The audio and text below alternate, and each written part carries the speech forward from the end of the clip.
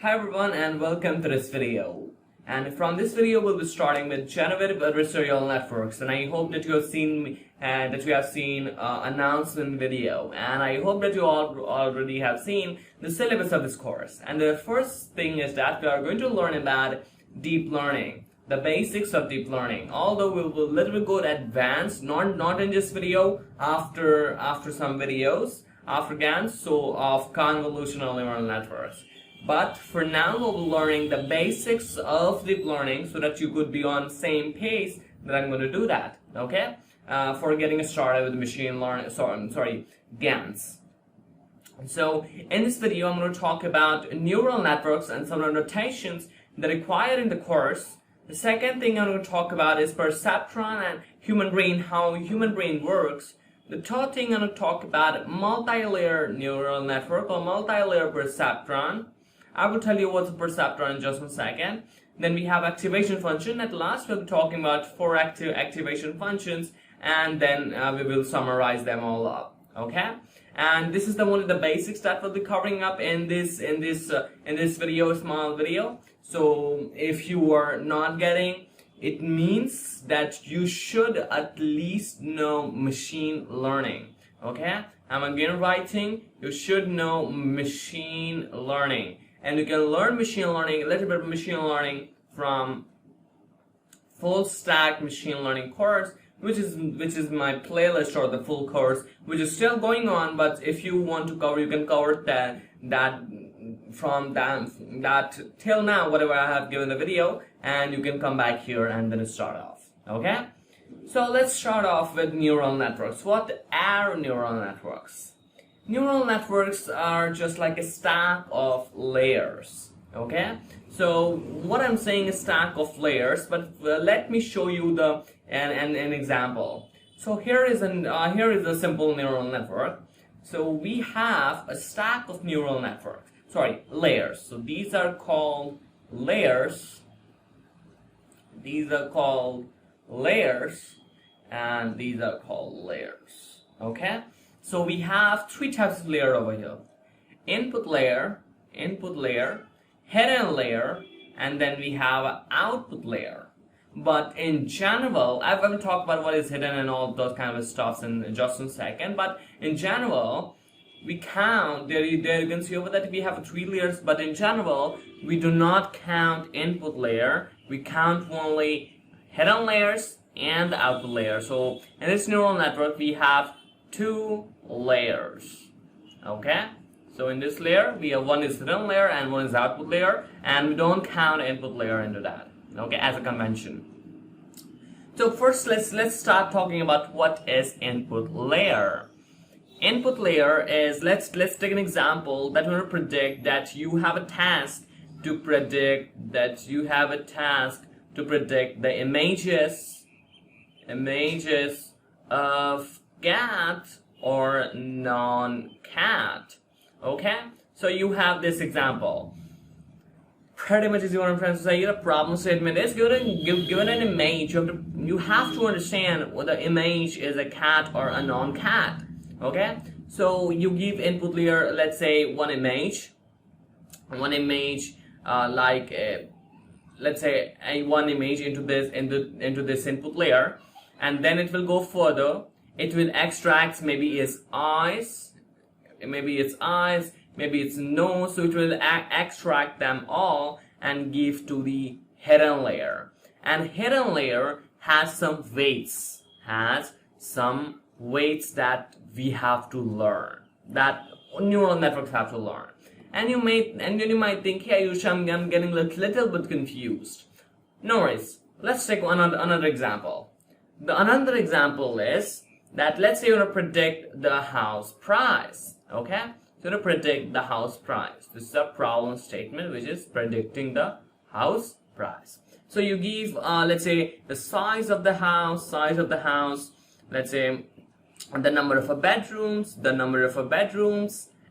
the number of fans. Okay, so you give this to the neural network input, and each feature has its weights. So here each feature will be assigned its weights, and let's say W1, then W2, then W3, okay? And the size will be multiplied with weights, the size will be multiplied with weights, and this will be multiplied with this weights, and we have to learn the weights. We have to choose the best weights. I think that you know about gradient descent if you have come from machine learning. So we have a weights for each and particular feature, which is called the feature weights, and then we multiply them up, and then we go further. After going further, it also has some weights, okay? It has some rule criteria, all has some weights, and then after multiplying it out, then sum it all up and give them an output, okay? So it will give output in a continuous value. So this is a basic neural network, but if you haven't got a little bit, don't worry about it. We'll be covering again what is or how it learns. Just a second. But if you want to, just I'm giving you an overview. But let's start talking about this particular node. For this particular node means these are all the same nodes. So what happens in a particular node? Okay. So let's start off. But the most simple neural network is Perceptron, which has only one neuron. So this is called neuron, this is the most simple. So give input value x, and this is some function. It takes f of x and it gives then output y. Okay, so this is a simple Perceptron. So let's start talking about Perceptron. But before that, let's start talking about how our brain works. So let's take out a neuron from our brain. So I've taken out a neuron from my brain from Wikipedia, and this is a simple neuron. So what happens is that there is electrical kind of signals come into dendrite, and let me make you familiar with this. You can see over here from this picture that there is some electrical signals means input all the way down to n, and n here is the number of features in case of machine learning or deep learning. So you give this input to the it gets a signals from its dendrites. It gets the signals from its dendrites and modulates the electrical signals in various amounts. And this is called hidden layers. Okay, so here it is happening hidden layers. These are the hidden layers. That what it does. It is in neural network. It multiplies it out. It multiplies with the features, with the weights, and the feature multiply it out. Okay. And then it passes through a output signal, which is synapses. Means it passes through the output signal followed by an activation function. You can see over here that we have an output signal through its synapses only when the total strength of the input signals exceed a certain threshold. Means it might be a little bit intimidating. Don't worry. Let's start with it. So this is the hidden layer, and then we go here. Then it gets the output. And how it gets, but before getting an output, it applies an activation function. It applies the activation function so that it should be in the range. Okay, it should be in the some range. And then this activation function is fed to the another layer, is fed to the another neuron, and so forth. Okay, this is the basic understanding of human brain. But let's start talking about, let's keep talking about one perceptron. So this is my one perceptron. You can see over here that I have one neuron over here. Okay, and you can see over here that we have one neuron, and we give input x2, x3, and xn, all the way down to the xn. And n here is number of features. Number of features. Great. And we add one for it is the bias term. It is the bias term that is added. And W0 obviously the bias weight. Bias weight. Okay? And if you're coming from machine learning, it's obvious that you should know all of these. Then it has some weight. It assigns some weight, and then it computes it. What it does, it does like this: W0 times 1, that here, plus W1 times x2. Plus W2 times x3, all the way down to the Wn times xn. Okay, times xn. So it is multiplying it out and summing it all up. So we can write this out: I equals to 1 all the way down to the m, and you are multiplying w times the xi. Okay, so you're doing like this. So you're doing like this. So yeah, you are multiplying it, summing it all up, and then you pass this to activation function. So you pass this, you get, let us you get output as a z. So you pass this to an activation function. And what is activation function? Let me tell you just a second. So you pass this here. Let's say we denote this as activation function. So you pass this like this, and you get your output. Okay. But let me give you what is activation function. Activation functions are those who make your output in a certain range. What is certain range? Let's say your activation function make your output. Let's say you got 1400 as an output. So it will make this output in a certain range, like 0 to 1, or maybe 1 to 0, means it in between. Okay, or maybe the itself. So you might think, hey, you should try to apply activation functions. Neural networks tend to work best if our output is normalized, okay, in a certain range. And also, if I take some kind of example of logistic regression neural network, logistic regression is also kind of neural network. So what it does, what we do in this case is we get our output from hypothesis, like theta transpose x, and then we apply the sigmoid function. Sigmoid function is activation function, which it is just like a linear regression, but what it does, it actually applies a sigmoid, okay, to the z, and then you get your output into certain range. And if your output is greater than 0.5, then it says, okay, this is a cat or a non-cat. So this is a general example of logistic regression, why we use activation functions. Now I hope that you have better understanding of perceptron. That's quite simple. Now you're just you are just want to learn the weights, and if you know about gradient descent, you know about all those things on neural network. What it does, now you have to choose that, and you, who will guarantee you that you have a good weights? These weights, you only have to learn these weights. What you do, you simply go back, you take out a classification error, you go back and you simply change this www little bit, okay, and you check if your model accuracy increases. Yeah, it increases. Then you update the weights like that. We'll talk about just in a second. Just an overview. I've told you what I'm doing just now. Okay, so you just have to learn this weights. Your model has to learn. If your model has a good weights, then your model will predicting good or a good value. Okay. Okay, so how does perceptron learn? The same thing I've told. The neuron calculates the weighted sum and applies the activation function to make a prediction y hat. In this course, we will apply the prediction function y hat, and this is called the forward propagation.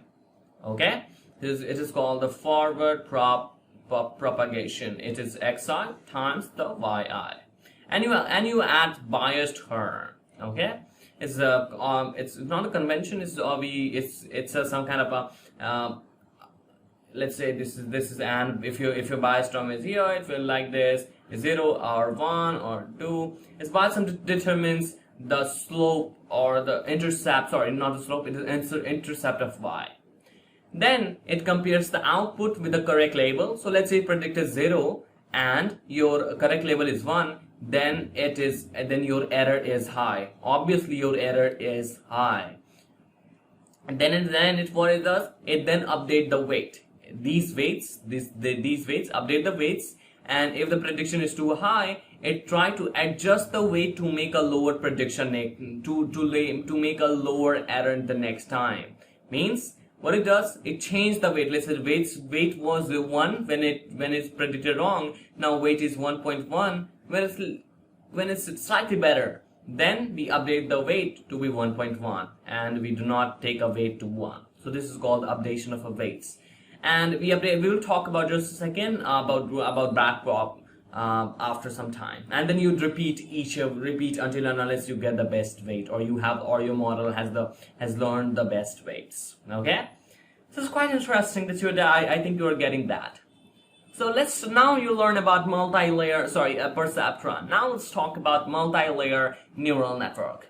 So this is how complicated it looks like, but it's not too complicated. So you give input layer with size n, 4 here. So you give input layer x1, x2, x3, x3, x4, and don't forget to apply a bias term also. And then it's passed through a hidden layer, and hidden layer, what it does, it simply sums the weightage average. What it does, let me show you what does a single neuron does.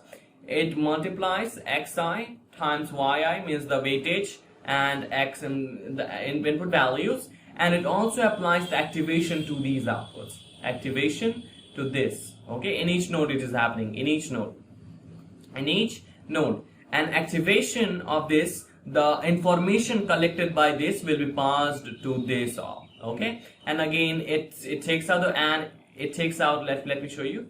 It takes out xi times yi, and it takes out, or it takes the activation function of the previous layer, means this layer. So it takes the activation function of the previous layer, means the information from the previous layer. Then it uses the weights, and then it makes predictions to here, and then it gets the output. Okay, so it's just happening the same. It's very nice that you're getting.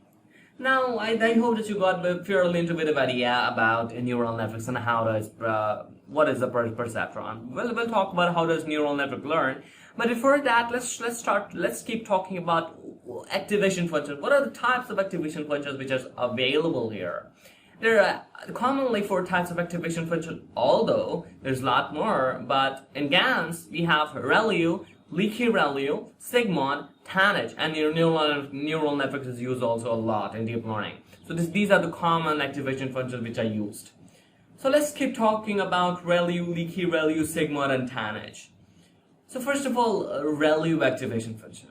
What is ReLU activation function? Let's say your output is in kind of thing. Let's say your output will be the positive. Your output will be positive, so it makes your output between 0 and 1. Okay, max of that, whatever the max of that, max of x. So it makes the output between this, and actually you may think that if the output is a negative, then your output will be 0. You can see over here that it is 0. It is not learning any much. And if your output is a little bit greater, then it choose from here. Okay, a straight line. So this rectified linear unit.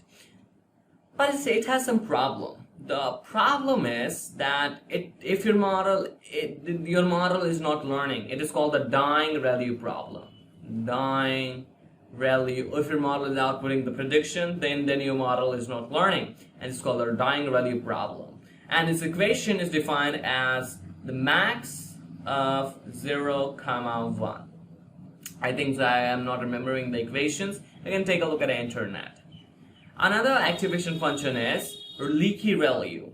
In the previous ReLU, we have a problem which is a dying ReLU, but it helps us to simply not face the dying ReLU problem by making a negative slope. By making a negative slope, like there's this like 0.1 times x, 0. Okay, so now it prevents your model from dying ReLU problem, but it has one hyperparameter which is negative slope. What is a negative slope in the below? Okay, the next is Sigmoid activation function. You all know about this, about logistic regression. So if your output is greater than this or smaller than this, so it is defined as 1 by 1 plus e to the power minus z, and z here is the model, is the h of xi. Okay, Tanh is the same, and in Tanh and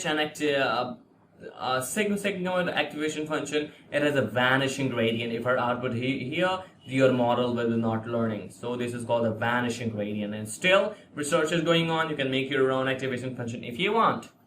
Okay, and Tanh is the same as that. It also have the same thing, but it outputs your model predicted into between -1 and 1. Your output will be between this, and in Sigmoid it has between 0 and 1 in Sigmoid. Okay, you can take a look at a equation on the internet. Although it has some very kind of cool equation which is derived. I have seen the equation. Although if you're using TensorFlow, you can simply call with a dense layer. You can call. Although you don't need TensorFlow, you don't need to know TensorFlow. We'll be learning TensorFlow in the way. Okay, you can write activation equals to Tanh.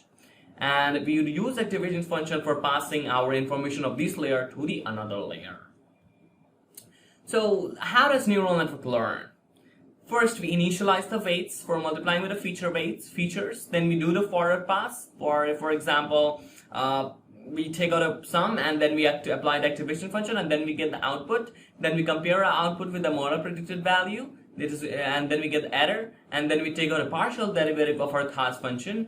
And a cost function is that we do step 3 for all training example, and then we get our cost function. Higher the cost function is, higher bad the model is. Okay, and then we update the weights. So we take out a partial derivative. What is partial derivative? Partial derivative is that you tweak your parameter, that you tweak your weights will be tweaked. Let's say your weight was 1 when it's predicted, now you tweak a little bit 1.1 and you check your cost when it's decreasing. Yes, it is decreasing. Then you say okay, let's update the weights to not be this, it should be this. So your, let's say for visually, your weights are here, so it go down here, and it's just like a gradient descent, and then you update the weights. So here is an equation of that, of backprop. So you're doing this as a backprop. You're going to each and every back and updating the weights. So you have a new weights. New weight means new. How you do? You take an old weight. That means let's say W. Let me take W1. Okay. So this is new weight equals to 1 means previously minus you take out the partial derivative of your cost function. Okay. And cost function is defined as like this. J of theta, I define as J of theta equals to 1 upon m, I equals to 1 all the way down to the m, h of xi minus yi for typical cost function. Maybe you can apply a log loss over here. You can also apply a log loss. Okay, and you take out and you can add some regularization term, maybe the lambda for j equals to 1 all the way down to the n. L1 norm, okay, L1 norm, or if you're using something L2 norm, you can use L2 with regularization, etc. Okay, so I think that you got fairly intuitive idea in 22 minutes, and I have gone in a train speed, and I hope that you enjoyed this video, and I hope that you got fairly intuitive idea about how neural networks learn. And I was also so surprised. The neural networks only have to learn weights, nothing much. And for that we do kind of enormous amount of thing. Although it has some other things to learn, but in images they have to learn the filters, etc. They have to learn. Okay, but the essential thing is in simple neural networks is weights. There's more coming up in deep learning, which is convolutional neural network, which we'll talk about before a deep convolutional neural network. After introduction to GANS, then we'll go to the CNN, and then after another architecture.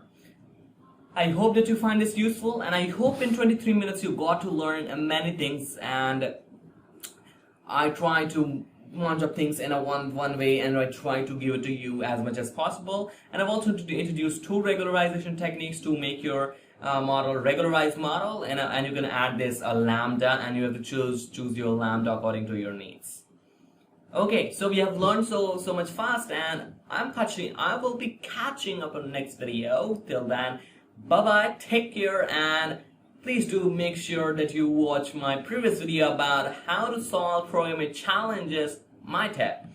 Okay, great. Thank you for watching this video. I'll catch you in the next video. Till then, bye bye.